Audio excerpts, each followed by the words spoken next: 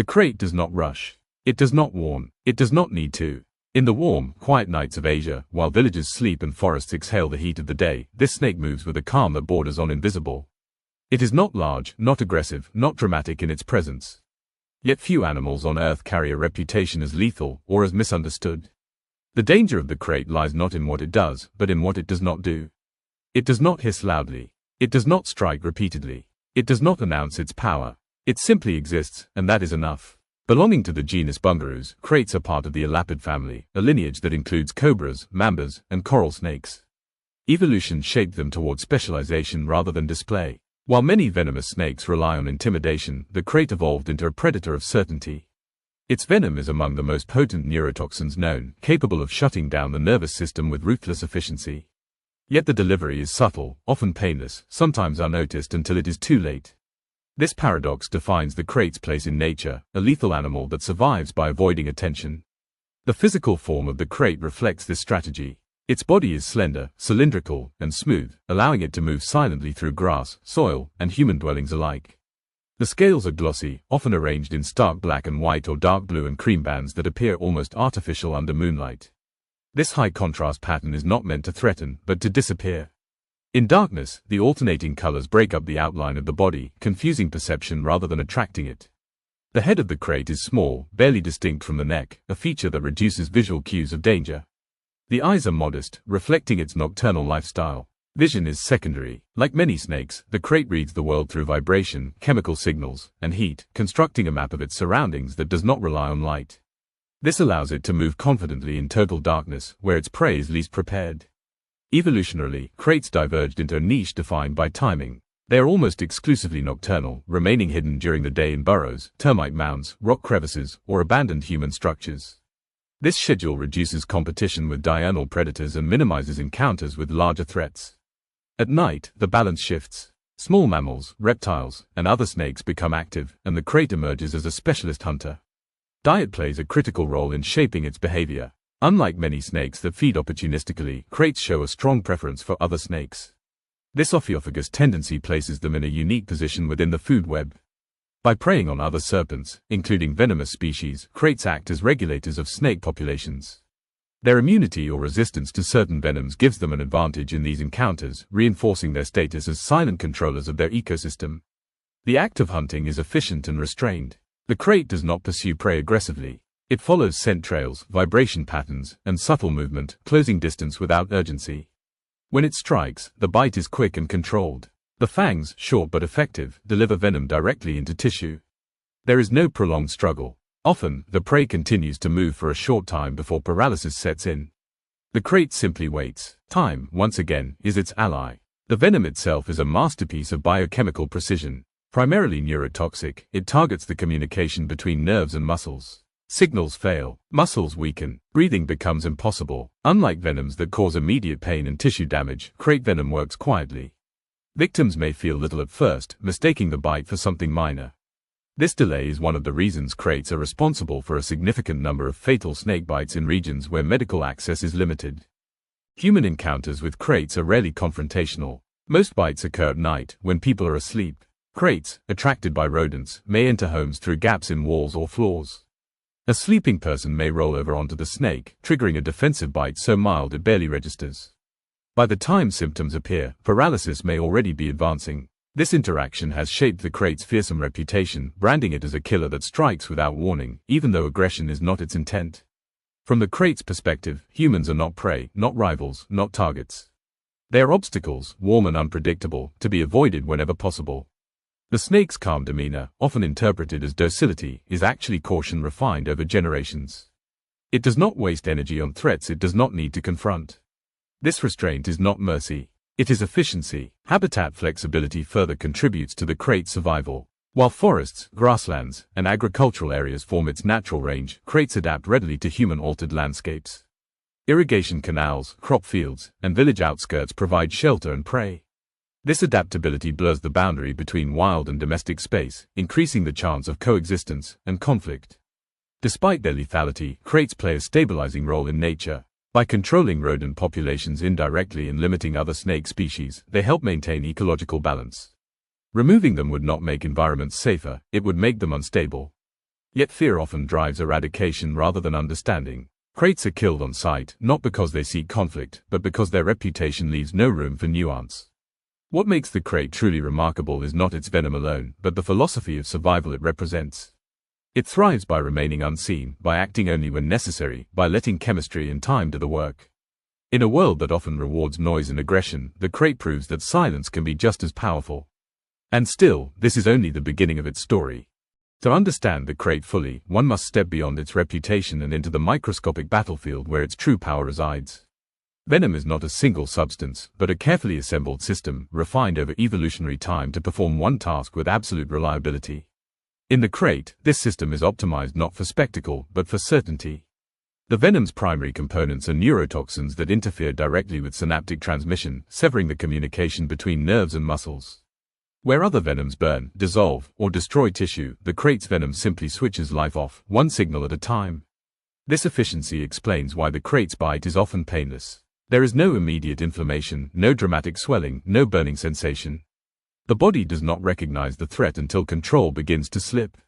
Muscles weaken, eyelids droop, speech becomes difficult, breathing grows shallow, then labored, then impossible without intervention. Consciousness may remain intact until the final stages, trapping the victim in a body that no longer responds. From an evolutionary perspective, this is not cruelty. It is precision. Different Krait species express this strategy with subtle variations. The common Krait, bungarus caeruleus, is perhaps the most infamous, responsible for a significant proportion of fatal snake bites in the Indian subcontinent. Its venom is exceptionally potent, and its proximity to dense human populations increases encounter rates. The banded Krait, bungarus fasciatus, larger and more visually striking, displays the same lethality but is generally less associated with human fatalities, partly due to its more reclusive nature. Despite these differences, the underlying mechanism remains consistent: rapid neuromuscular blockade followed by respiratory failure. The Krait's resistance to other snake venoms further elevates its position in the reptilian hierarchy. This adaptation allows it to prey on species that would otherwise pose a serious threat. In these encounters, the Krait does not rely on speed or aggression. It uses control, a precise bite, a measured release, and then distance. The prey's venom, even if delivered, often has reduced effect, while the Krait's neurotoxins act without delay.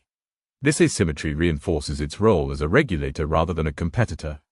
Hunting other snakes also influences the Krait's behavior toward its own kind. Cannibalism is rare, but encounters between Kraits are cautious and restrained. Chemical cues allow individuals to identify species, sex, and reproductive status. These signals reduce unnecessary conflict and support reproductive success. During breeding periods, males track females over considerable distances, following scent trails with remarkable accuracy. Courtship is brief and functional, lacking elaborate displays. Once mating occurs, the interaction ends. Investment shifts entirely to survival. Egg-laying represents one of the few moments when the Krait deviates from its otherwise detached approach. Females deposit eggs in protected locations, often in burrows or under debris where temperature and humidity remain stable. Unlike some reptiles, Kraits do not exhibit extended parental care, yet the selection of nesting sites demonstrates foresight. Eggs develop slowly, insulated from surface fluctuations, emerging into a world that demands immediate independence. The juvenile Krait enters life already equipped with venom. Though smaller and less potent than that of adults, it is sufficient to subdue appropriate prey. This early lethality is not a luxury, it is a necessity. Without it, survival in a competitive nocturnal environment would be impossible. From the beginning, the Krait's identity is tied to chemical authority rather than physical dominance. Human misunderstanding of Krait behavior has had significant consequences. Because Kraits are calm when encountered, people often underestimate the risk they pose. Attempts to handle, relocate, or ignore the snake can lead to bites that seem inconsequential at first. In rural regions, delayed medical treatment compounds the danger. Symptoms may not appear until hours after the bite, leading victims to dismiss the need for care. By the time paralysis sets in, options are limited. Medical science has made progress in addressing this threat. Antivenoms exist, and when administered promptly, they can save lives. However, the neurotoxic nature of Krait venom means that supportive care, particularly mechanical ventilation, is often required. In areas where such resources are scarce, mortality rates remain high. This disparity highlights a broader issue. The danger of the Krait is not solely biological, but infrastructural. Where healthcare systems are strong, the Krait is survivable. Where they are not, it becomes a symbol of fatal inevitability. Despite its fearsome reputation, the Krait does not benefit from human deaths. Conflict is accidental, not intentional. The snake's preference for rodents brings it into proximity with human dwellings, but its instinct is always avoidance. When left undisturbed, Kraits retreat silently, choosing concealment over confrontation. Understanding this behavior is key to reducing risk. Simple measures, sealing entry points, improving lighting, managing rodent populations, can dramatically lower encounter rates. Ecologically, the krait occupies a position of quiet influence. By controlling populations of small mammals and other snakes, it shapes the balance of its environment. This role often goes unrecognized because its impact is invisible, measured not in dramatic hunts but in absences. Fewer rodents, fewer competing predators, greater stability. Remove the krait, and these effects ripple outward, altering systems in ways that may take years to correct. The krait's evolutionary success challenges the assumption that visibility equates to importance. It does not roar, display, or dominate landscapes through force. Its power is hidden, expressed only when necessary. In this, it represents an ancient survival strategy that has endured precisely because it avoids attention. The krait is not built for admiration. It is built for survival. As science continues to unravel the complexities of its venom and behavior, the krait emerges not as a villain, but as a model of biological efficiency. Each molecule of venom, each behavioral choice, each nocturnal movement reflects a lineage that has learned to minimize risk while maximizing outcome. It does not seek to rule its environment. It simply persists within it, unchanged, effective, and indifferent to the fear it inspires. And yet, the final chapter remains unwritten. The krait has never needed mythology to survive, yet mythology has followed it relentlessly. In villages, forests, and river plains across Asia, stories about the krait circulate in whispers. It is said to seek out sleepers, to measure breath, to strike without reason. These tales persist not because they are accurate, but because they attempt to explain fear in a world where danger is often invisible. The truth is quieter, and far more unsettling. The krait does not hunt humans. It does not stalk beds or count heartbeats. It simply moves through spaces that humans now occupy, following prey and temperature, unaware of the narratives built around it. Fear thrives where understanding is absent. For centuries, bites attributed to supernatural intent were in reality the result of proximity, poor lighting, and chance. A sleeping body rolling onto a snake, a barefoot stepping into darkness, a hand reaching where it cannot see. The krait reacts not with aggression, but with defense. Its venom does not distinguish intent. Once delivered, biology takes over. This impersonal lethality is what makes the krait so difficult for the human mind to accept. There is no warning, no drama, no visible battle. Survival depends not on strength, but on knowledge and response time. Modern medicine has stripped much of the mystery from the krait's threat, but it has not eliminated it. Antivenom neutralizes circulating toxins, yet the damage to neuromuscular transmission can persist, requiring hours or days of respiratory support. In well-equipped hospitals, patients often survive even severe envenomation. In remote regions, where ventilators are unavailable and transport is delayed, outcomes are far less certain. The difference between life and death is not the snake, but the system that surrounds the victim. This reality reframes the krait not as a natural killer, but as a test of preparedness. Where education programs teach people to recognize nocturnal snakes, to use lighting, to sleep above ground level, and to seek immediate care after any suspected bite, fatality rates drop dramatically. These measures do not harm the krait. They reduce unnecessary encounters, allowing both species to continue their lives without conflict. Coexistence, in this case, is not a philosophical ideal. It is a practical solution. Conservation of the krait presents a unique challenge. Unlike charismatic megafauna, it inspires little sympathy. Its protection rarely appears on banners or documentaries aimed at mass appeal. Yet its ecological value is undeniable. As a controller of rodent populations and a predator of other snakes, the krait contributes to agricultural stability and reduces the spread of disease. Eradicating it out of fear would create imbalances far more damaging than the risk it poses. Habitat loss remains the greatest long-term threat. Expanding agriculture, urbanization, and infrastructure development fragment the landscapes kraits depend on.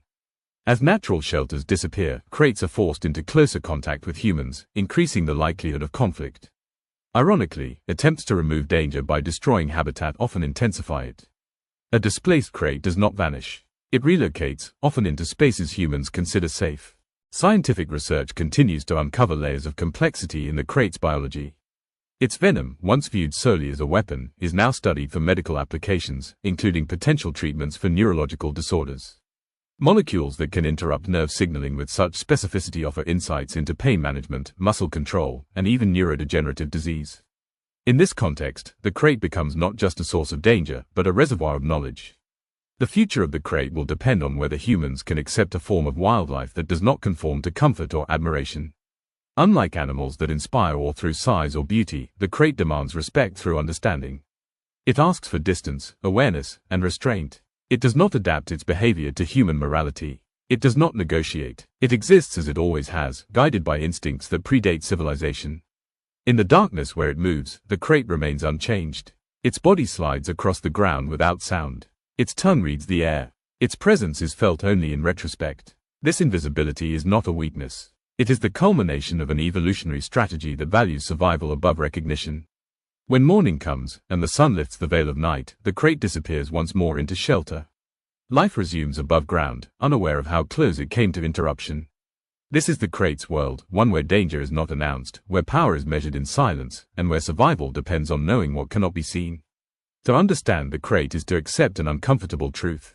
Nature does not warn. It does not explain. It does not care whether it is feared or misunderstood. It simply continues. The Krait embodies this truth with absolute clarity. It is not evil. It is not malicious. It is precise. And precision, in the natural world, is often the most dangerous thing of all.